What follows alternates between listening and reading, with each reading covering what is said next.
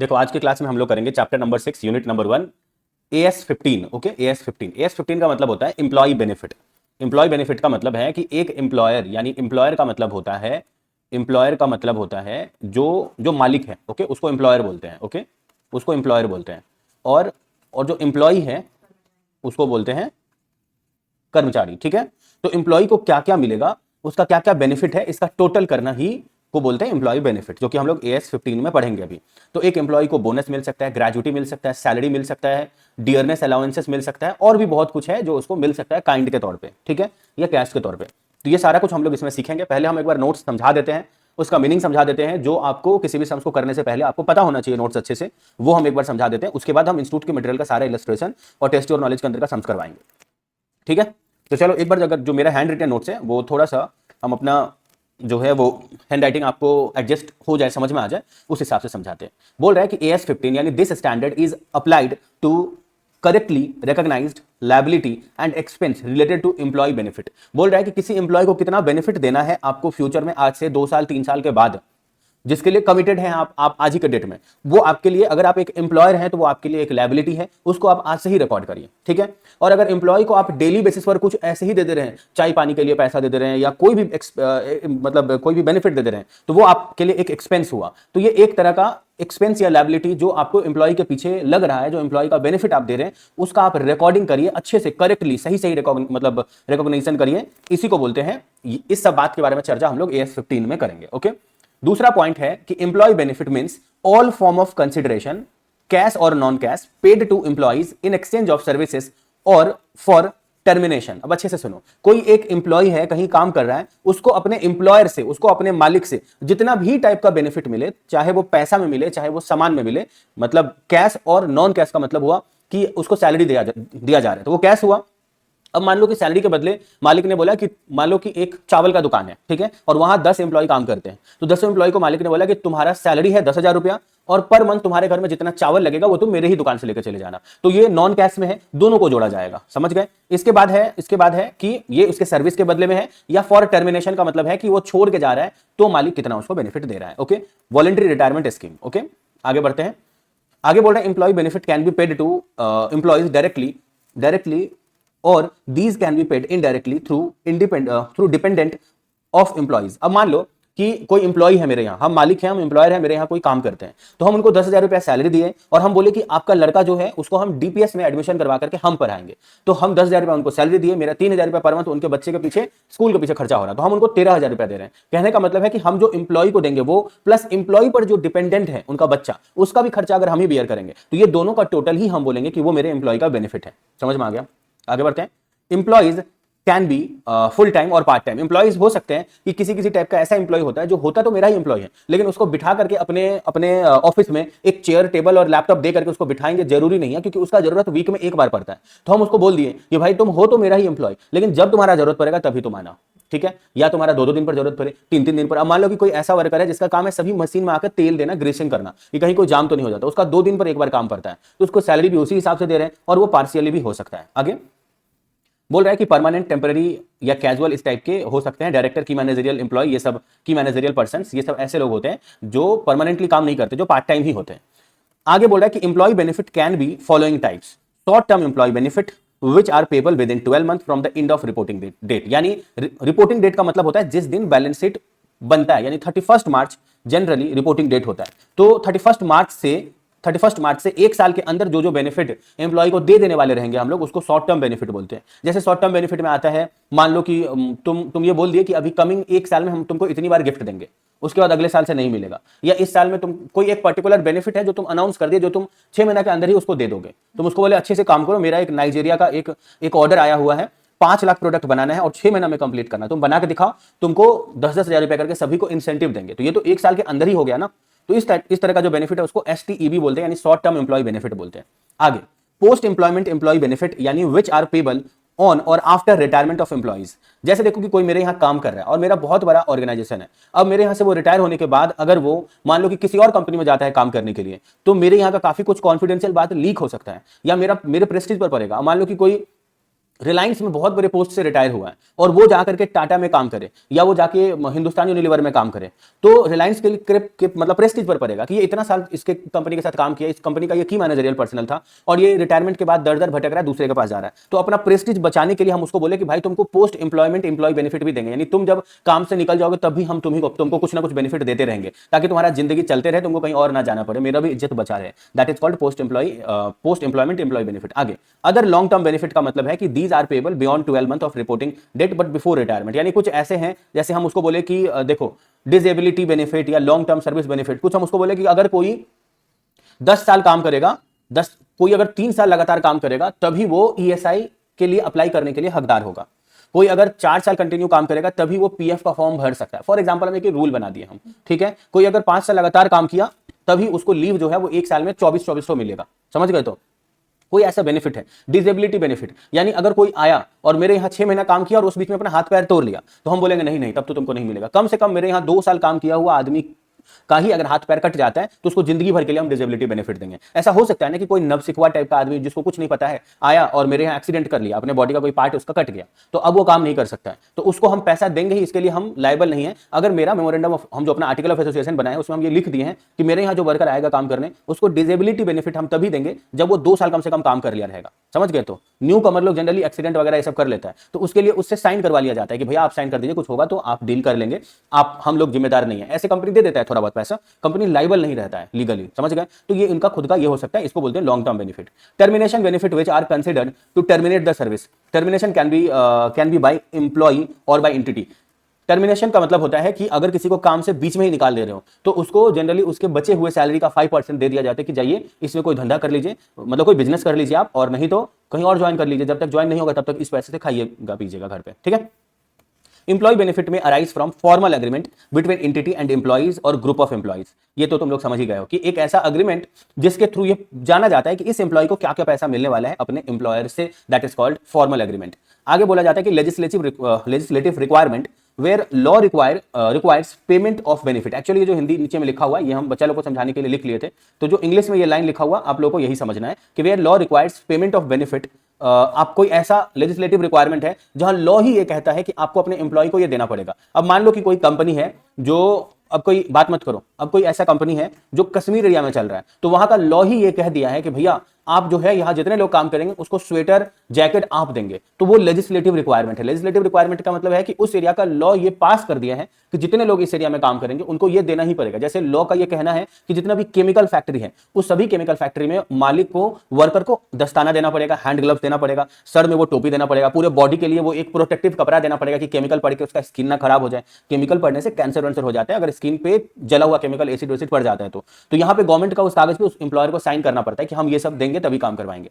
आगे informal practices और constructive obligations which are to be settled and entity has no realistic alternative to pay, ठीक है, businesses to पे। देखो अब यहां पर समझो कि कुछ और इनफॉर्मल प्रैक्टिसेस है, कंस्ट्रक्टिव ऑब्लिगेशन है जिसमें एंटिटी को उसको पैसा देना पड़ सकता है और एंटिटी के पास और कोई ऑप्शन ही नहीं है, पैसा ना देने का कोई और ऑप्शन ही नहीं है, यानी देना ही पड़ेगा, समझ गए। That is called informal practices. आगे बोला this standard is not applicable on share based payment, जो तुम लोग बाद में पढ़ोगे, सीए फाइनल में है, वहां पर ये एप्लीकेबल नहीं है। आगे बोल रहा है कि short term employee benefit payable within 12 month of the reporting date, entity should recognise undiscounted amount for short term benefit by recording liability after deducting amount payable, and it can be assets if amount paid exceeds the required liability amount। ये हम किसी sums के through बताएंगे, ऐसे जितना इसका tough explanation है उतना टफ इसका सोल्यूशन नहीं है, सोल्यूशन बहुत ही ज्यादा इजी है। ओके, आगे हम समझाते हैं कि recording expense unless capitalisation is allowed, ये हम किसी सम्स के थ्रू बताएंगे, वहां पर समझ में आ जाएगा। अब जो ये नीचे का नोट्स है ये जस्ट एक बार रीड करने के लिए है,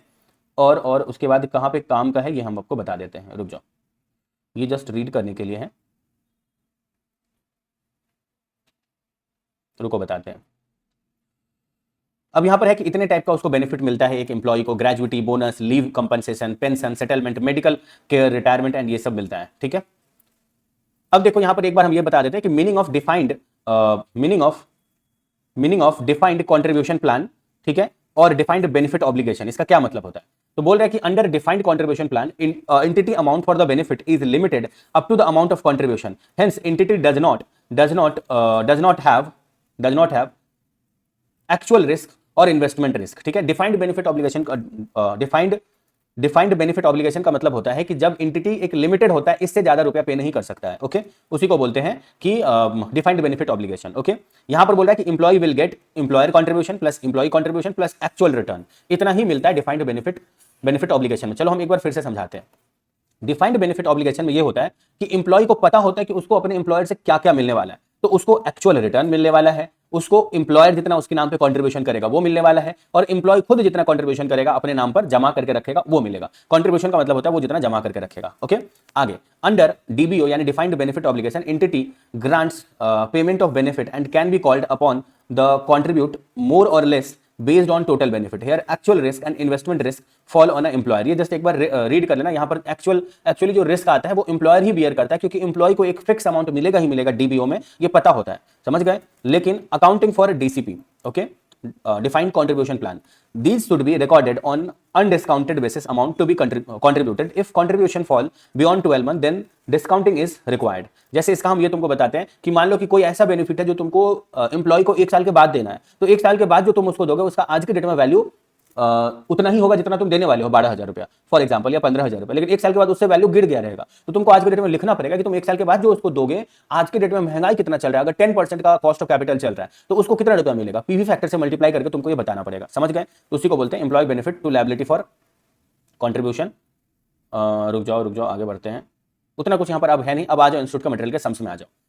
सम्स में आप थोड़ा सा केयरफुली अच्छे से समझना जो हम समझाएंगे। यहां पर इंस्टीट्यूट का जो इलस्ट्रेशन नंबर 1 है, इन लोगों का कहना है कि what are the kind of employees covered in the AS15 and whether a formal employ relationship is necessary और not for benefit to be covered under this standard. ये एक थ्योरी क्वेश्चन है जिसमें एम्प्लॉय किसको कहते हैं ये आपको स्टार्टिंग में रीड कर लेना है। और एम्प्लॉयर जनरली जो है वो यहां पर बोल रहा है कि डेफिनेशन ऑफ एम्प्लॉय रिलेशनशिप क्या होगा ये बताइए। जस्ट एक थ्योरी क्वेश्चन है। अगर आप मेरे से पूछो कि क्या ये एग्जाम के लिए जरूरी है, तो 90% चांस है ऐसा क्वेश्चन एग्जाम में नहीं आता है, जो आगे हम बताएंगे वैसा आएगा। तो आप बोल दोगे कि एम्प्लॉय का मतलब वो होता है जो पैराग्राफ 6 में ये कहा गया है कि एम्प्लॉय जो है जो इंटरप्राइज को सर्विस प्रोवाइड करेगा, या तो फुल टाइम प्रोवाइड करेगा, या पार्ट टाइम प्रोवाइड करेगा, या परमानेंट प्रोवाइड करेगा, या कैजुअली प्रोवाइड करेगा, या टेम्पररी बेसिस पे प्रोवाइड करेगा, या term would include the whole time directorship, या होल टाइम डायरेक्टरशिप होना चाहिए, या अदर मैनेजरियल पर्सनल हो। कोई भी तरह का सर्विस अगर तुम दे रहे हो उस कंपनी को, दैट इज कॉल्ड एम्प्लॉय, तुम उस कंपनी का एम्प्लॉय हो। फिर आगे बढ़ते हैं, several factors need to be considered. अब आगे बढ़ते हैं कि एम्प्लॉय रिलेशनशिप कैसे एस्टैब्लिश होता है। तो बोल रहा है कि outsourcing contract may not meet, रुको आगे बढ़ते हैं, आगे बोल रहा है कि this standard is applicable to all form of employer relationship, there is no requirement for a formal employer relationship, several factors need to be considered to determine the nature of relationship. अब देखो बोल रहा है कि ऐसा जरूरी नहीं है कि कोई एक कागज में लिखा हुआ है कि एम्प्लॉयर ये करेगा और एम्प्लॉय ये करेगा तो ही उसको एम्प्लॉयर रिलेशनशिप बोलेंगे।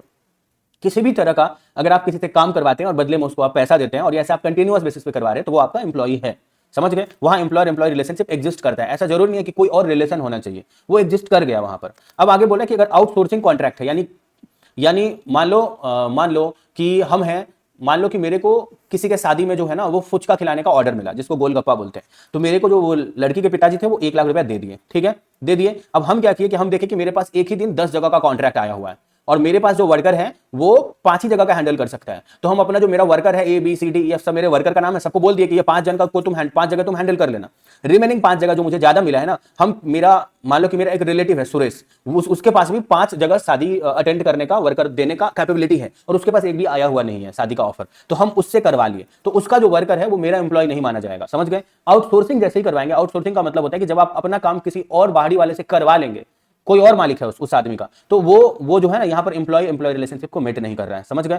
इलस्ट्रेशन नंबर 2, हम उम्मीद करते हैं कि जो अभी हम नोट समझाए थे अगर उसमें बहुत कुछ समझ में नहीं आया होगा, क्योंकि उसमें जस्ट एक फॉर्मेलिटी बेसिस पर था, मुझे बताना था कि क्या आता है एम्प्लॉय में और एम्प्लॉयर में। जो सम्स है वो अच्छे से समझ लो, इसी में से एग्जाम में आएगा। ओके चलो आगे बढ़ते हैं। Whether an enterprise is required to provide for employee benefit arising from informal practices. बोल रहा है कि क्या कोई एक इंटरप्राइज है जो एम्प्लॉय को बेनिफिट प्रोवाइड करने के लिए जरूरी है उसके लिए कोई इनफॉर्मल प्रैक्टिसेस के लिए। तो बोल रहा है para 3C of standard defined employee benefit to include those informal practices that give to rise an obligation where enterprise has no realistic alternative but to pay employee benefit. बोल रहा है अभी हम इनफॉर्मल प्रैक्टिसेस के बारे में एक point बोले भी थे एक्सप्लेन करने के टाइम में कि अगर कोई एम्प्लॉयर ऐसा है जिसको वो पैसा देना ही पड़ता है, मान लो फॉर एग्जांपल, मान लो कि कोई ऐसा एम्प्लॉय, कोई ऐसा मालिक है, एम्प्लॉयर है, ठीक है, जिसको अपने एम्प्लॉय को कोई एक ऐसा पैसा देना पड़ता ही है, उसके पास और कोई ऑप्शन ही नहीं है, लेकिन वो एक इनफॉर्मल प्रैक्टिसेस है, मतलब वो उसका बेनिफिट, उस बात के लिए उसको बेनिफिट नहीं मिलता है, क्योंकि उसको वो देना पड़ता ही है, इसलिए अगर लीगली उसको वो देना पड़ेगा ही और उसके पास और कोई ऑप्शन नहीं है, तो इसको एम्प्लॉयर एम्प्लॉय बेनिफिट में कंसीडर करेंगे। समझ गए? इसमें बहुत कुछ ऐसा आता है, किसी कंपनी में जब तुम ऑडिट के लिए जाओगे या तुम कहीं और कहीं का एम्प्लॉय ही रहोगे, तो तुम देखोगे काफी सारा ऐसा पैसा या सामान मालिक को देना पड़ जाता है, जिसका तुम लोग खाली तुम बेनिफिट उठाते हो, मालिक को उसके लिए कोई बेनिफिट नहीं है। समझ गए? तो ऐसे मालिक मान लो कि एक साल में एक बार तुमको घूमने के लिए दे दिया, उस एरिया का जितना भी कंपनी है जिसमें 10 से ज्यादा वर्कर है, ऐसा बहुत सारा स्टेट गवर्नमेंट किया हुआ है, जिस कंपनी में 10 से ज्यादा वर्कर है, स्टेट गवर्नमेंट ये रूल पास कर दिया कि उसको साल में एक बार आपको घूमने के लिए 10 दिन का ट्रिप के लिए पैसा देना पड़ेगा, और आप उसको बोलिए जाओ घूम के आओ। समझ गए? देना पड़ेगा। समझ गए? तो ये एक इनफॉर्मल प्रैक्टिस है। वो घूमने जाएगा बाल बच्चे के साथ, तो उससे मेरा क्या प्रोडक्शन करेगा? मतलब मेरी कंपनी का तो कोई प्रोडक्शन नहीं करेगा, तो फिर भी अगर देना पड़ रहा है तो हम बोलेंगे ये इनफॉर्मल प्रैक्टिसेस है, लेकिन एम्प्लॉयर एम्प्लॉय बेनिफिट में कंसीडर हम करेंगे। आगे बढ़े बच्चा पार्टी, तो इसको पढ़ लेना, इसमें करेंगे। ओके, आगे बढ़ते हैं। आगे है इलस्ट्रेशन नंबर 3, अच्छे से सुनना। बोल रहा है कि entity X Y is required to pay salary of 2 crore. Entity X Y जो है is required to pay salary of 2 crore for the year 2001-2। It actually paid a salary of 1.90 crore up to 31 March 2002 and balance. अरे भाई, बोल रहा है कि मतलब 2 करोड़ है, उसको आप 2 पार्ट में पे कर रहे हो, पहले साल पे कर रहे हो 1.9 करोड़ और दूसरे साल बचा हुआ 10 लाख कर रहे हो। कैसे दिखाएंगे? तुम बोलोगे इस साल दिखाएंगे मतलब 1.9, हम इस साल दिखाएंगे कि टोटल जो है 2 करोड़ मेरा एक्सपेंस है, जिसमें 10 लाख मेरा अनपेड है। बस ये दिखाएंगे 2 लाख ही, उसमें 10 लाख को अनपेड बोल देंगे। आगे बढ़े। अब अच्छा क्वेश्चन आने वाला है, आने वाले समय में, मतलब आने वाले कुछ मिनट में। ये क्वेश्चन भी थ्योरी है, बहुत ही इजी सा क्वेश्चन है। बोला whether an entitlement to earn leave which can be carried forward to future period is a short term employee benefit or a long term employee benefit। बोल रहा है कि अगर कोई एम्प्लॉयर अपने एम्प्लॉय को पर ईयर, फॉर एग्जांपल मान लो 10 days का लीव देता है, पर ईयर तुम 10 दिन का छुट्टी ले सकते हो, तो कोई एम्प्लॉय है जो 10 दिन में मान लो 4 ही दिन लीव लिया, तो उसका 6 डेज का लीव जो है वो नेक्स्ट ईयर वो इस्तेमाल कर सकता है, नेक्स्ट 1 ईयर के अंदर या नेक्स्ट 2 ईयर के अंदर, ऐसा रूल होता है। ठीक है? नहीं तो पता चला कोई एम्प्लॉय है जो पिछला 10 साल से यूज नहीं कर रहा है और एक ही साल बहुत सारा लीव ले लिया और घर पे ही बैठा है, सैलरी तो मिल ही रहा है, तो नेक्स्ट 1 या 2 ईयर के अंदर में उसका लीव बचा हुआ जस्ट प्रीवियस 1 और 2 ईयर का लीव वो यूज कर सकता है। नेक्स्ट मेरे ख्याल से नेक्स्ट 1 ईयर या 2 ईयर के अंदर जनरली रूल होता है। तो जो वो बचा हुआ लीव अगले साल यूज करेगा, क्या उसको लॉन्ग टर्म मानेंगे या शॉर्ट टर्म मानेंगे? क्योंकि है तो ये पिछले साल का बचा हुआ 6 डेज का, 6 डेज, तो पिछला साल तो हम 1 साल के अंदर ही बोले थे तुम यूज कर लो, ये तो बचा लिया और अगले साल कर लिया, तो इसको शॉर्ट टर्म मानेंगे कि लॉन्ग टर्म मानेंगे? तो बोल रहा है कि short term benefit as employee benefit which fall due, मतलब जो 12 महीने के अंदर में बेनिफिट उसको ले लेना रहता है, उसको शॉर्ट टर्म बेनिफिट बोलते हैं। ओके, आगे बोल रहा है कि short term benefit to include short term compensated absences where absence are expected to occur within 12 months after the end of period in which employee render related service employee, मतलब जो 12 महीने के अंदर वो यूज कर लेगा उसको शॉर्ट टर्म बेनिफिट बोलेंगे। आगे बोल रहा है कि paragraph 7.2 of the standard uses falls due as basic paragraph 8b of the standard use expected to occur as a basis to illustrate classification of short term compensation absences. A reading of paragraph 8b together with the paragraph 7.2 would imply the classification of short term compensation absences that only when absences fall in due are also expected to occur. In other words, employee are entitled to earn leave can be carried forward to future period. The benefit would be short term benefit provided employee is entitled to either encash or utilize the benefit during the 12 month at the end of the period when employee become entitled to leave is expected to utilize। मतलब बहुत ही गंदा explanation के through इन्होंने ये बताया कि अगर कोई ऐसा एम्प्लॉय है, ठीक है, कोई ऐसा एम्प्लॉय है जिसको 12 महीने के अंदर ही बोल दिया है यूज करने के लिए और वो यूज नहीं करके या तो उसका पैसा ले लिया या तो आगे वो ट्रांसफर कर लिया, तो उसको 12 मंथ के अंदर का ही उसको बेनिफिट मान के शॉर्ट टर्म मान लेंगे। ठीक है? अब अगला ये लोग कुछ और एक्सप्लेन किया, बोल रहे कि where there is a restriction on encashment और availment clearly compensated absence has not fallen due और benefit compensated absence is more likely to be long term benefit. For example, where an employee has 100 days earned leave, which he is entitled to unlimited carry forward, but rules of enterprise allow him to encash or utilize only 30 days during the next 12 months. The benefit would be considered as a long term benefit। अच्छे से सुनो, जहां पर किसी enterprise में यह कह दिया गया है कि तुमको मान लो फॉर एग्जांपल तुमको 30 डेज, मान लो फॉर एग्जांपल बोल देगा कि 50 डेज आप एक साल में छुट्टी ले सकते हैं, और कोई एम्प्लॉय है जो उसमें 20 डेज ही छुट्टी लिया है और 30 डेज बचा लिया है, तो रूल ये है कि तुमको इसके लिए पैसा कुछ नहीं मिलेगा, तुम अगला 12 मंथ के अंदर इस 30 डेज को यूज कर सकते हो। तो जहां ऑर्गेनाइजेशन ये कह दिया है, जहां नहीं कहा है वहां पे तो उसी साल यूज करना था, नहीं किए तो पैसा लीजिए घर जाइए। हर साल के एंड में एम्प्लॉयर एम्प्लॉय का को इस बात का भी पैसा देता है कि तुमको हम बोले थे कि 50 दिन तुम एक साल में छुट्टी ले सकते हो और तुमने लिया नहीं, उस दिन भी तुम काम करने आए जिस दिन तुम लीव ले सकते थे, तो चलो उस दिन भी मेरा प्रोडक्शन नहीं रुका, तुम्हारी वजह से मेरा प्रोडक्शन चलते रहा, तो तुमको सैलरी तो देंगे ही उस दिन काम किए तो, लेकिन तुमको कुछ एक्स्ट्रा भी बेनिफिट देंगे क्योंकि तुम्हारे वजह से मेरा कंपनी बंद नहीं हुआ उस दिन। उसको बोलते हैं लीव बेनिफिट या लीव इनकैशमेंट कह सकते हो, ठीक है, कि जितना दिन तुम्हारा लीव बच गया उसके बदले तुम पैसा ही ले लो। ओके, अब आगे बढ़ते हैं। मान लो कि किसी कंपनी में ये रूल है कि आप अपना लीव को अगले साल ट्रांसफर कर सकते हैं एक साल के अंदर। अगर ट्रांसफर का रूल है तब आप उसको 12 मंथ का बेनिफिट बोल सकते हो, तब आप उसको लॉन्ग टर्म बेनिफिट बोल सकते हो। बाकी पूरा उसका जो ज्ञान है वो एक बार रीड कर लेना, वो यही कहना चाह रहे हैं। आगे बढ़ते हैं। इलू 5, in case an enterprise allow unutilized employee benefit, example medical care, leave travel, to be carried forward where it is required to recognize a provision in respect of carried forward benefit। बोल रहा है कि a provision should be recognized for all benefit or conditionals which is employee benefit entitled to result of rendering of services and should be recorded as a part of cost of services rendered during the period in which the service has rendered which resulted the entitlement। In estimating the cost of such benefit, the probability of employee availing such benefit should be considered। बोल रहा है कि अगर कोई ऐसा benefit आप उसको दे रहे हैं जो वो कभी भी यूज कर सकता है, मुझे नहीं पता, आपको भी नहीं पता, तुम उसको ट्रैवल के लिए लीव दिए, ठीक है, मतलब तुम उसको लीव ट्रैवल दिए कि तुम जो है ना कहीं घूम फिर करके आओ बाल बच्चे के साथ, तो तुमको नहीं पता है कि वो कब जाएगा, तुम उसको बोले मेडिकल केयर के लिए तुम पैसा दिए, तुमको नहीं पता वो कब बीमार पड़ेगा, इसके लिए तुम प्रोविजन बना के पहले से रखो। एज अ एम्प्लॉयर तुम अगर मालिक हो तुम उसके लिए पहले से पैसा जमा करके रखो कि ये कभी भी उसका इस्तेमाल कर सकता है, ठीक है। आगे बढ़ते हैं। चलो अब जो क्वेश्चन आएगा वो सच में एग्जाम ओरिएंटेड क्वेश्चन है जो अब से आना शुरू हुआ है। अच्छे से सुनो। Omega limited belongs to engineering industry. Okay, अच्छे से सुनना, ये सब इंपॉर्टेंट क्वेश्चन है एग्जाम के एंगल से। Okay, Omega limited belongs to engineering industry. The company receives an actuarial valuation for first time for its pension scheme which revealed a surplus of 6 lakhs. It wants to spread same over the next 2 years by reducing the annual contribution to 2 lakhs instead of 5 lakh. The average remaining life of employee is estimated to be 6 years. You are required to advise the company on the following items from the viewpoint of finalization of account, taking notes of the mandatory accounting standards। ठीक है, अच्छा इसका भी explanation यही है, बच्चा वाला ही है, क्योंकि भाई इसका जो ये 6 लाख का खर्चा है ये पीएल में उसको ट्रांसफर करना पड़ेगा बिकॉज ये इसका एक सरप्लस अमाउंट है, क्योंकि यहाँ पर क्वेश्चन में बोला था ना कि इसका ये एक्चुअरियल वैल्यूएशन में इसको 6 लाख का बेनिफिट हो गया। मान लो कि कोई एक कंपनी है जो अपना कभी वैल्यूएशन करवाता है और वैल्यूएशन में वो लोग एक्चुअली को बुलाता है। एक्चुअली का मतलब होता है जो सारा रिस्क कैलकुलेट करता है कि आपके कंपनी में हर सामान के पीछे क्या रिस्क है, लायबिलिटी के पीछे कितना रिस्क है और एसेट्स के पीछे कितना रिस्क है।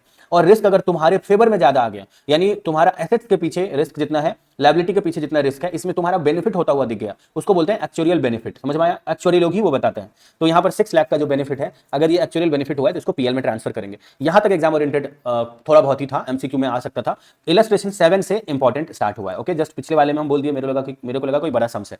अच्छे से सुनो, किसी भी ऑर्गेनाइजेशन के लिए 2 तरह से बेनिफिट हम लोग निकाल सकते हैं। हर ऑर्गेनाइजेशन ये देखता है कि उसको एक्सपेक्टेड रिटर्न कितना मिलेगा, अगर वो एम्प्लॉय के पीछे ये खर्चा कर रहा है तो उसको एक्सपेक्टेड रिटर्न कितना मिलेगा। तो रिटर्न हम लोग 2 तरह से निकाल सकते हैं, वो इस सम्स में सीखेंगे। पहला है 1 अप्रैल 2021 को the fair value of plan assets was 1 lakh in respect of a pension plan of मतलब एक ये है, कंपनी का नाम है Geolius limited. On 30 September 2001 the plan paid out the benefit of 19,000 and received inward contribution of 49,000। अब मेरा बात सुनो, कोई एक एम्प्लॉयर है जिसने एक प्लान किया कि वो अपने एम्प्लॉय लोगों को पेंशन देगा, तो वो एक डब्बा बनाया और उस डब्बा में 1 लाख रुपए डाल दिया।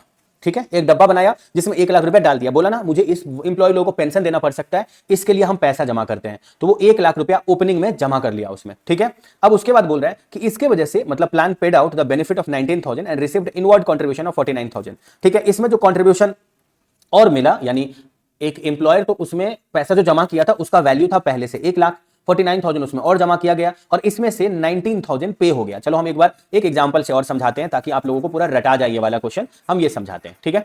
मान लो पूनम, तुम्हारे कंपनी में बहुत सारे वर्कर काम करते हैं, ठीक है।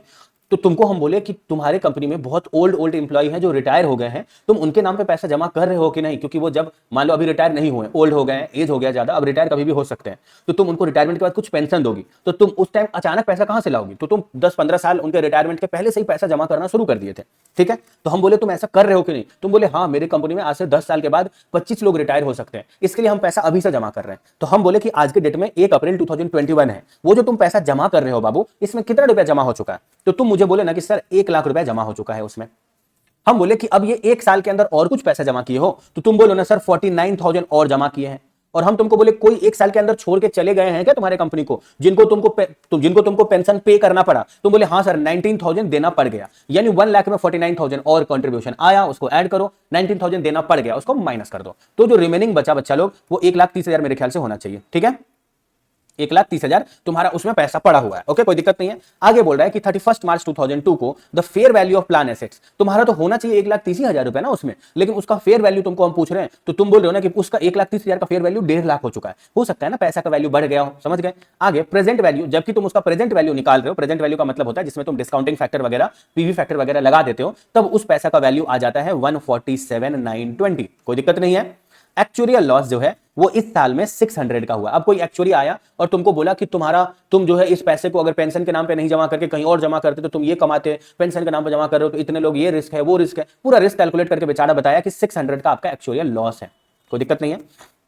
आगे बढ़ते हैं। अब ये कंपनी जो है ना वो अपना जो रेट निकालता है, एक रेट निकालता है कि हम कितना एक्सपेक्टेड रिटर्न चाहते हैं उस पैसे से, वो है 10.25 का रिटर्न ये लोग जनरली चाहते हैं, 10.25। उस 10.25 को ब्रेकअप करके बताया है 9.25 प्लस 2 माइनस 1 करके, ये लोग 10.25 का रेट बताया कि ये मेरा एक्सपेक्टेड रेट ऑफ रिटर्न है। आगे तुमको बोल रहा है you are required to find the expected and actual return on plan assets. अब मेरा बात सुनो, जनरली जो प्लान एसेट्स का पैसा होता है ना वो किसी बैंक में पड़ा हुआ होता है, समझ गए। जनरली प्लान एसेट्स का जो पैसा होता है वो किसी बैंक में पड़ा हुआ होता है, या उस एम्प्लॉयर लोगों को पे करना है आज से 10 साल के बाद, उसके नाम पर किसी अच्छे जगह इन्वेस्ट कर दिया हुआ रहता है कंपनी, ताकि उस पर रिटर्न भी मिलता रहे। तो 1 साल में कंपनी का एक्सपेक्टेशन है कि वो जमा हुआ पैसा पे 10.25 का रिटर्न मिलेगा, समझ गए। आगे बढ़ते हैं। तो तुमको बोल रहा है ना कि एक्सपेक्टेड रिटर्न बताइए और एक्चुअल रिटर्न बताइए। मुझे बताओ एक्सपेक्टेड रिटर्न मुझे तुमको बताना पड़ेगा क्या।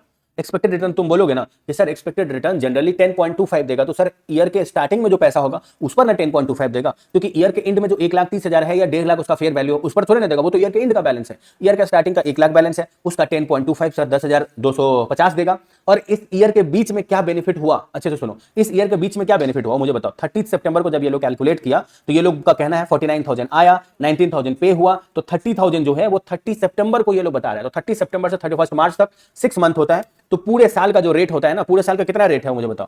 पूरे साल का रेट है तुम्हारा 10.25, तो ये लोग इक्विवेलेंट में 10.25 का आधा 5% ले लिया है। तुम 10.25 का आधा जो आएगा मेरे ख्याल से 5.125 ऐसे कुछ करके आएगा, तुम वो ले सकते हो, समझ गए। ये लोग 10.25 का आधा एक रफ फिगर में ये लोग 5% ले लिया है, तो 30,000 का 5% इस पर भी उसको इंटरेस्ट मिलेगा, क्योंकि एक मेरे पास गुल्लक है जिसपे एम्प्लॉय के नाम पर हम पेंशन का पैसा जमा करते हैं। तो ईयर के स्टार्टिंग में 1 लाख रुपए जमा किए तो उसका 10.25 मुझे पैसा देगा। मान लो तुम सब मेरे एम्प्लॉय हो, तुम्हारे नाम पे पैसा हम एसबीआई के किसी म्यूचुअल फंड में जमा करते कि तुम लोग रिटायर हो गए ना तो तुम लोग को वहां से पैसा निकाल के दे देंगे, मेरे को उस टाइम इंस्टेंटली पैसा नहीं निकालना पड़ेगा। तो हम अभी 1 लाख रुपया ईयर के बिगनिंग में उस फंड में दे दिए, तो वो मुझे 10.25 का रिटर्न देगा। और एक पैसा हम 30 सितंबर को दिए, तो 30 सितंबर से 31 मार्च तक 6 महीना होता है, तो उस पर भी अगर 10.25 का 6 महीना का मुझे रिटर्न देगा तो मुझे 1,500 रुपया रिटर्न देगा, यानी वो मुझे टोटल रिटर्न 11,750 रुपया देगा। ये मेरा एक्सपेक्टेड रिटर्न है। लेकिन एक्चुअल रिटर्न का जब बात होता है ना बाबू, इधर देखो, एक्चुअल रिटर्न का बात होता है ना तो ये बोला जाता है कि एक्चुअल रिटर्न हम बोलेंगे उसमें फेयर वैल्यू कंसीडर करेंगे। हम बोलेंगे एंड में 1.5 लाख रुपया वैल्यू हो चुका है बच्चा, स्टार्टिंग में कितना था 1 ही लाख था, तो यहां मेरा 50,000 का बेनिफिट है। अब तुम बोलोगे नहीं नहीं नहीं नहीं, बीच में 49,000 हम डाले भी हैं, तो वो भी माइनस करो, क्योंकि हम ये है कि एंड में जो वैल्यू है माइनस स्टार्टिंग में जो था और हम कुछ डाले हैं क्या, 49,000 डाले हैं, तो 1 लाख और 49,000 तुम हटा दो तो मेरा 1,000 का बेनिफिट दिख रहा है। लेकिन उसमें से 19,000 हम पे भी तो कर दिए थे, वो भी नहीं पे करते तो उसी में रहता। तो अच्छे से सुनो, हम एक और एग्जांपल से बता रहे हैं। एक्चुअल बेनिफिट ये कहता है कि तुम जितना डाले, ठीक है, और आज के डेट में उसमें है कितना, अगर इसमें कोई फर्क है तो वो तुम्हारा बेनिफिट है। तो तुम बोलोगे आज की डेट में जो मेरा उसमें पैसा है वो 1.5 लाख रुपए का है, फेयर वैल्यू उसका 1.5 लाख है।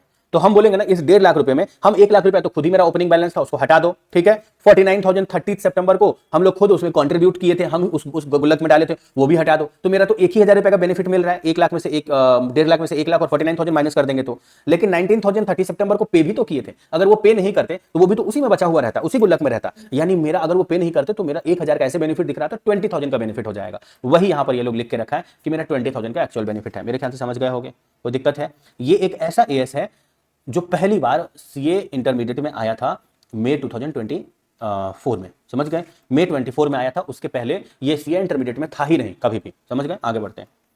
और इस पर इंड AS 19 भी है सीए फाइनल में, इसी पर इंड AS 19 है, इंप्लॉय बेनिफिट पर है। आगे बढ़ते हैं, रुको, ठीक है ठीक है, रुको। अब आगे बोल रहा है कि यहां पे बोल रहा है, एक मिनट रुक जाओ,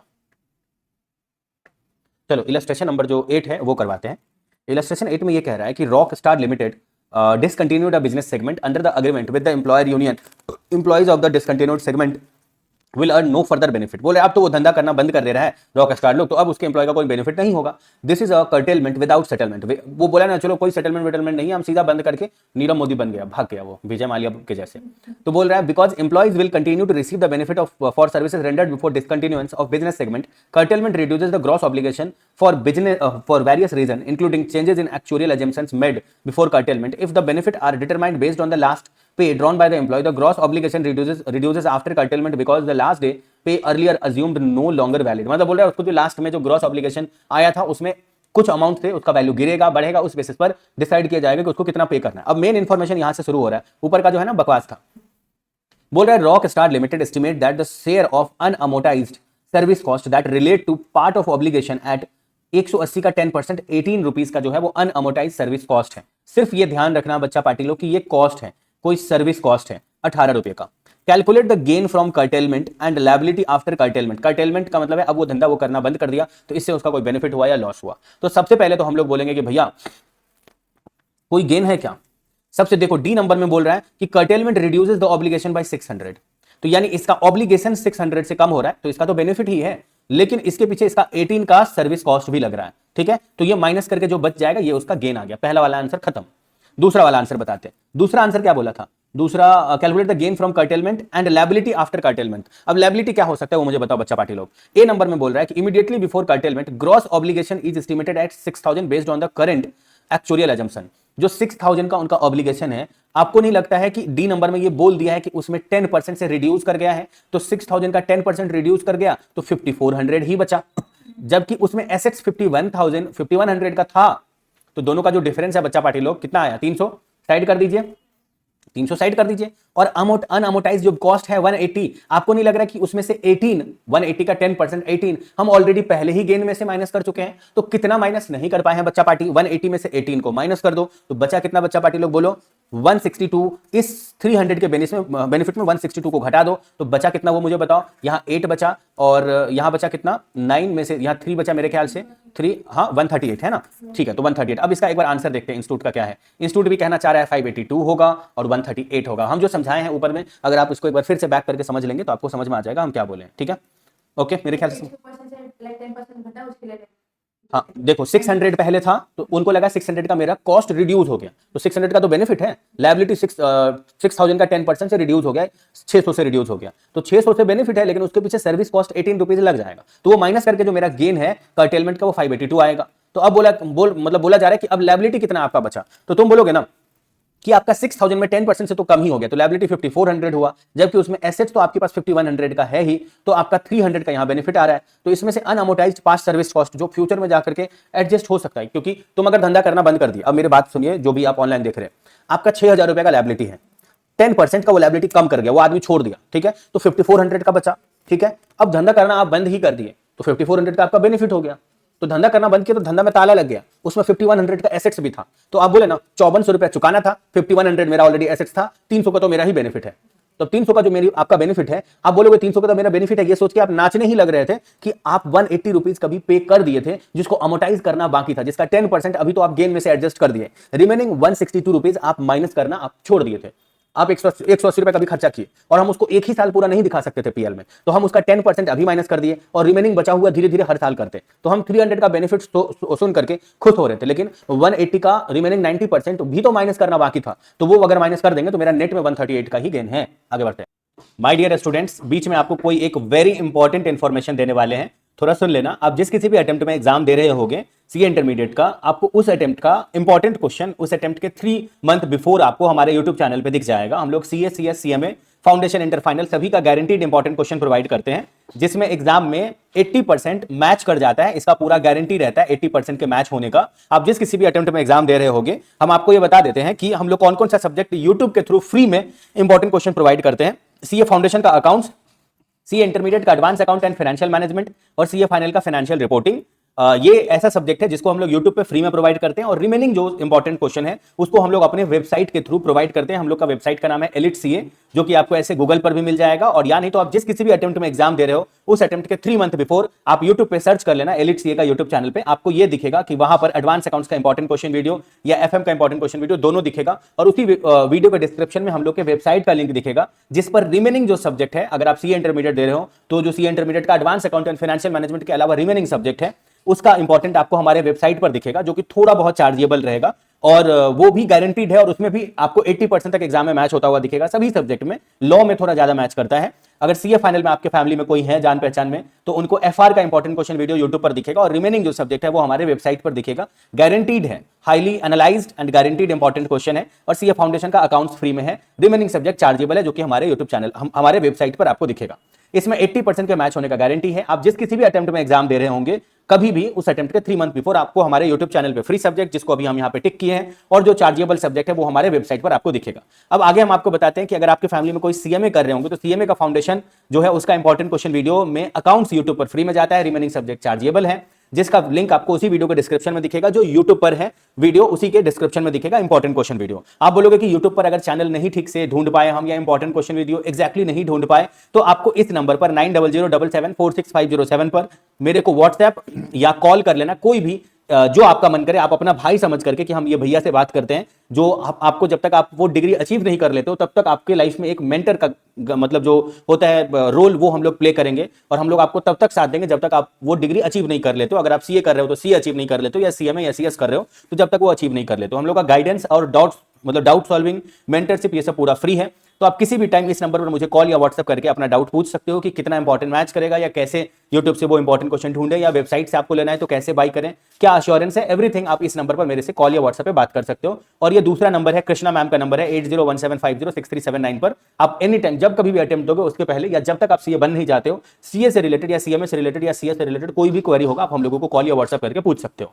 जो सीएमए इंटर का इंपॉर्टेंट क्वेश्चन है उसमें फाइनेंशियल अकाउंटिंग और कॉर्पोरेट अकाउंटिंग ये दोनों फ्री है यूट्यूब चैनल पर, रिमेनिंग सब्जेक्ट चार्जेबल है, जो आपको हमारे वेबसाइट से बाई करना है। हम लोग के वेबसाइट का नाम आपको पता ही है, एलिट सीए है। ओके, ये हम लोग के चैनल का नाम है। और ये जो सीएमए फाइनल है, सीएमए फाइनल का एसएफएम और सीएफआर, ये 2 सब्जेक्ट फ्री में देते हैं, और रिमेनिंग सब्जेक्ट चार्जेबल है। आपके फैमिली में अगर कोई सीएमए कर रहे होंगे तो आप उनको इंपॉर्टेंट क्वेश्चन फॉर सीएमए के लिए रेकमेंड करना, जो कि गारंटीड है एग्जाम में इतना मैच करेगा कि वो पूरा खुशी से आपको भी 1000 बार थैंक यू बोलेंगे, और हम लोगों को भी 1000 बार थैंक यू बोलेंगे, बिकॉज उनका करियर ही पूरा बदल जाएगा। वो अगले स्टेप में चले जाएंगे। अगर वो अटके होंगे सी इंटर में तो फाइनल में चले जाएंगे, और फाइनल में होंगे तो वो मतलब जो सीएमए है वो बन जाएंगे। उसके बाद उनका सक्सेसफुल करियर शुरू हो जाएगा। सिमिलरली हम लोग का सीएस का इंपॉर्टेंट क्वेश्चन में जेआईजीएल और सीएमएसएल ये 2 फ्री है, रिमेनिंग सब्जेक्ट चार्जेबल है। जो सीएस प्रोफेशनल है इसमें जो है वो ईएसजी सब्जेक्ट फ्री है, और रिमेनिंग सब्जेक्ट चार्जेबल। ओके, एक और बात आपको बता दें कि हम लोग क्लासेस भी प्रोवाइड करते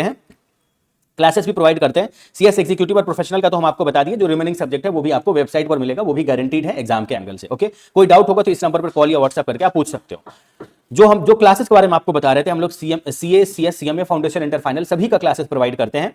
आपको जिसका भी क्लासेस चाहिए होगा उसका आपको हम लोग के वेबसाइट पर अगर आप डायरेक्ट जाओगे तो थोड़ा सा आपको प्राइस ज्यादा दिखेगा। वो आपको अभी जो है वहां पर वेबसाइट पर थोड़ा ज्यादा प्राइस दिखेगा। आप जिस किसी भी अटेम्प्ट में किसी भी सब्जेक्ट का क्लासेस लेने का सोचोगे, आप मेरे को या मैम को इस नंबर पर मैसेज करके कांटेक्ट कर लेना। हम लोग आपको एक कूपन कोड देंगे, उस कूपन कोड के थ्रू आप उस पर क्लिक करके आप डायरेक्टली जो है हम लोग के वेबसाइट पर बहुत सारा डिस्काउंट अवेल कर सकते हैं और बहुत ही लोअर प्राइस पे, मतलब आप सोचे भी नहीं होगा, सपना में भी नहीं सोचे होगे कि इतना लोअर प्राइस पर आपको वो सब्जेक्ट का क्लासेस जो है वो मिल जाएगा, जो कि आप जल्दी से जल्दी with 100% concept clarity, with 100% some solution of ICSE study material, exam के एंगल से कैसे आपको सम सॉल्व करना है, सारा कुछ आपका कॉन्सेप्ट भी क्लियर है, सारा सम्स भी आपके कंट्रोल में है और आपको कम प्राइस पर विथ हाईली डिस्काउंट वाला प्राइस पर आपको मिल भी जा रहा है। ओके, तो आपको इस नंबर पर कॉन्टैक्ट करना है और आपको डिस्काउंट का कूपन ले लेना है, फिर वही क्लास जो आपको वेबसाइट पर अभी थोड़ा ज्यादा में दिखाएगा वो आपके लिए बहुत कम हो जाएगा। ओके, तो उम्मीद करते हैं कि इंपॉर्टेंट क्वेश्चन, एक और चीज कि हम लोग टेस्ट सीरीज भी प्रोवाइड करते हैं जो कि बेस्ड ऑन इंपॉर्टेंट क्वेश्चन रहता है और उसका इवैल्यूएशन हम लोग 2 डेज के अंदर, 2 to 3 डेज के अंदर करके देते हैं विद प्रॉपर रिमार्क और कॉल पे गाइड करते हैं 24/7 कि कहां पे आपको अपने आप को इंप्रूव करना चाहिए। ठीक है, तो उम्मीद करते हैं कि important question, test series plus जो क्लासेस है, इस 3 चीज में किसी भी चीज के लिए अगर आपको होगा मतलब नीड होगा और आप चाहते हो कि आपको एकदम एग्जैक्टली वही मिले जो इंस्टीट्यूट के एग्जाम को निकालने में सबसे बड़ा एक जो है वो रोल प्ले करें, एग्जैक्टली वही, आपको ज्यादा इधर उधर लेफ्ट राइट का बोल करके या ज्यादा आपको गुमराह ना करें, एग्जैक्टली वही करवाएं जिससे आप जल्दी से जल्दी इस जर्नी को कंप्लीट करो, तो आप इस तीनों के लिए हम लोगों को कॉन्टैक्ट करोगे और हम लोग आपका पूरा साथ निभाएंगे। चलिए चलो फिर हम आपको अब आगे का जो क्लास ये है ना वीडियो है वो आपको करवाते हैं। ओके, आगे बढ़ते हैं। Illustration 9. An employee, Roshan has joined a company XYZ Limited. In the year 2001, annual emoluments of Roshan has एक minute, Roshan has decided is 14,90,210. Okay, आगे, the company also has a policy of giving lump sum payment of 25% of last drawn salary of employee for each completed year of services if employee retire completing of minimum 5 years. अगर 5 साल अगर तुम काम कर लिए बच्चा लोग तो तुम लोगों को 25% जो है वो तुमको कम से कम कंपनी दे करके तभी छोड़ेगा, ऐसे नहीं छोड़ सकता है। लास्ट 5 ईयर के सैलरी का 25% दे करके ही छोड़ेगा। Salary of Roshan is expected 10% वो पर ईयर ग्रो करेगा। वेरी गुड, आगे बढ़ते हैं।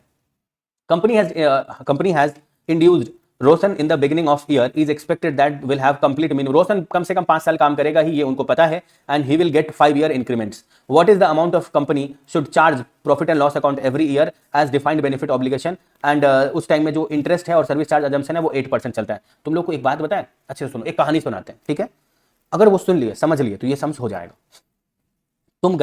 तुम गए किसी कंपनी के पास काम मांगने के लिए, ठीक है, तो वो कंपनी तुमको बोला ना कि देखो बाबू तुमको 14,90,210 रुपीज पर ईयर देंगे, यानी 12 महीना तुम काम करोगे तो पूरे 12 मंथ का मिला करके तुमको 14,90,210 रुपया देगा। तो तुम बोले ना कि देखिए सर, अरे मेरे तरफ तो देखो, तुम बोले ना देखिए सर मेरे घर पे जो है वो बाल बच्चा है, ये है वो है, सबका स्कूल का फीस बढ़ता है, कुछ बढ़ाइएगा ना पर ईयर, ठीक है। तो वो बोला ना तुमको कि तुमको पर ईयर 10% करके बढ़ाते जाएंगे, जितना तुमको पर ईयर अभी दे रहे हैं 14,90,210, अगले साल उसका 110% देंगे, फिर अगले साल 110% बढ़ाएंगे, फिर अगले साल 110% देंगे, तो पर ईयर तुमको बढ़ाएंगे। कंडीशन यही कि कम से कम 5 साल काम करना पड़ेगा। तो तुम एकदम कसम वसम खा लिए, माँ कसम हम करेंगे ही, तो तुमको 110% करके पर ईयर मिलेगा। अब तुमको ये बोला जा रहा है कि अगर 5 साल के बाद तुमको रिटर्न कर दिए तो तुमको कम से कम पिछले 5 साल का उठाया हुआ सैलरी का 25% जरूर देंगे। समझ में आया? तो हम ये जानना चाह रहे हैं कि तुम मेरे लिए जितना काम किए, समझ में आया, और जितना हम तुमको लास्ट में रिटर्न देंगे, मेरा इसमें कोई बेनिफिट भी है कि नहीं। तो यहां पर कैलकुलेशन में ये निकाला जा रहा है कि तुम कितना सैलरी उठा लोगे। मेरे तरफ देखो बाबू, तुम कितना सैलरी उठा लोगी?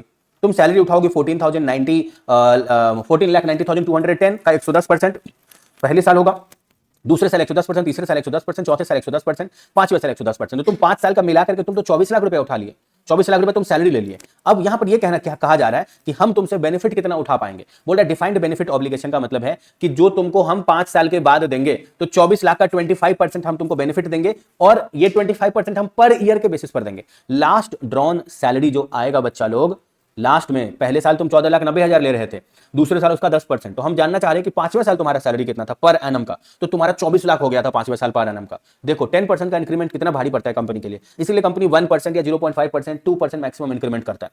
तो लास्ट वाले ईयर तुम्हारा सैलरी 14,90,210 नहीं था, 24 लाख हो गया था। तो हम तुमको बोले कि वो 24 लाख का 25% ईच ईयर के लिए इंटू 5 ईयर कर दिए। तो हम तुमसे देखो डिफाइंड बेनिफिट ऑब्लिगेशन मेरा आ रहा है 30 लाख और तुम्हारा सैलरी जो है वो 24 ही लाख जो है होना चाहिए था। तो तुमको अगर हम इतना ज्यादा बेनिफिट दे दिए तो यहां पर 6 लाख मेरे लिए एक टाइप का ज्यादा खर्चा हो गया, जिसको हम बोल सकते हैं कि ये डिफाइंड बेनिफिट ऑब्लिगेशन है। 6 लाख मेरा ज्यादा लग सकता है, समझ गए, या 6 लाख का एक लमसम पेमेंट ज्यादा हो सकता है। ओके, तो हम उसके लिए अभी से ही प्रोविजन बना करके चलेंगे। अगर हम उसके लिए अभी से ही प्रोविजन बना कर चलेंगे, अच्छे से देखो मेरे तरफ देखो, तो हम 6 लाख रुपए तुमको आज से 5 साल के बाद देंगे, ठीक है, अच्छे से सुनो। तो हम ये देखेंगे कि भाई अगर 6 लाख रुपए के बारे में मुझे आज ही पता चल गया है तो मतलब आज ही अगर मेरे को पता चल चुका है, तो हम उस 6 लाख रुपए को अगर पर ईयर हम शो करेंगे कि पर ईयर अमोटाइज करेंगे, थोड़ा थोड़ा करेंगे, तो वो 6 लाख रुपए का आज के डेट में अगर देखा जाए, तो तुम उस 6 लाख रुपए का इस्तेमाल, या ये कह लो कि हमको मेरे को लग रहा है कि at the end of the 5 साल में, 5th ईयर के एंड में मुझे 6 लाख रुपीज जो है वो ज्यादा देना पड़ेगा, ठीक है।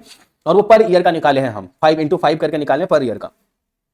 तो हम एक गुल्लक बनाए, एक बॉक्स बनाए, ठीक है, जिस बॉक्स में हम पैसा जमा कर दिए, ठीक है। तो जैसे ही 6 लाख रुपए जमा किए और हम पर ईयर जमा कर रहे हैं, ठीक है, हम पर ईयर जमा कर रहे हैं, तो वो आदमी मेरे को बोला कि देखिए आप फर्स्ट ईयर के एंड में पैसा जो जमा किए हैं, ये पैसा अभी हम 4 साल ही इस्तेमाल कर पाएंगे। तो 4 साल के बाद का जो पीवी फैक्टर आएगा, अच्छे से सुनो, क्योंकि हम फर्स्ट ईयर के हम सम्स को समझा रहे हैं। फर्स्ट ईयर के एंड में मुझे पता है कि मुझे हम एम्प्लॉय लोगों को अगर पैसा देंगे ना, तो 6 पंचे 30 होता है ना, 6 लाख इंटू 5 30 लाख होता है ना। तो मेरा 30 लाख आया था ना, और 25 लाख और 30 लाख का डिफरेंस कितना आया, 6 लाख आया। तो यही मेरा ज्यादा था। तो हम उन लोगों को बोले कि भाई मेरे को इन लोगों के पीछे मुझे टोटल जो लग रहा है वो डिफाइंड बेनिफिट ऑब्लिगेशन जो मुझे बेनिफिट देना पड़ सकता है वो 30 लाख का है, सैलरी ये लोग 24 लाख का देगा, तो 6 लाख मेरा पर ईयर का ज्यादा अमाउंट आ रहा है। तो हम एक गुल्लक बना लिए, हम मालिक हैं और हम हर साल 6 लाख रुपया जमा कर रहे हैं कि लास्ट में मुझे हिसाब करने के टाइम में देना पड़ेगा इन लोगों को, ठीक है।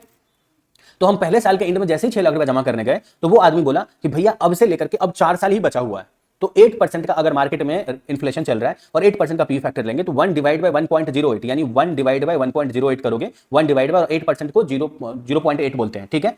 तो मतलब 8% को परसेंट हटाओगे तो 0.08 बोलते हैं, समझ गए। तो उसको 1 में ऐड कर दोगे तो आ जाएगा 1.08, यानी 1 डिवाइड बाय 0.08 करोगे और 4 बार दबाओगे और कैलकुलेटर में जीटी का बटन दबा दोगे तो आ जाएगा 0.735। ये क्वेश्चन में ऑलरेडी दिया भी हुआ है इसका वैल्यू, ठीक है।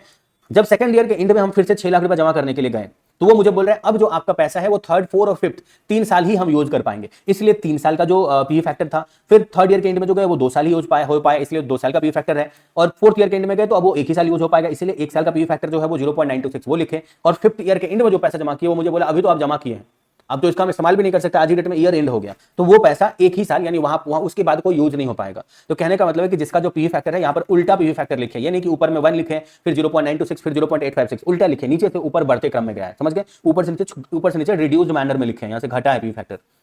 दोनों को मल्टीप्लाई करके यहाँ पर अमाउंट लिख लो। अब जब अमाउंट लिख ही लोगे तो उसी अमाउंट को यहाँ पर दिखाना है कि ईयर 0 में कुछ बैलेंस नहीं था, एंड में अगर हम देखें तो मेरा जो सर्विस कॉस्ट है जिसके लिए हम पैसा जमा किया वो 4,41,000 है, ठीक है। अब वही पैसा अगर अगले साल लिख दें 4,41,000 और उस पर 8% इंटरेस्ट करें तो 35,280 आ जाएगा।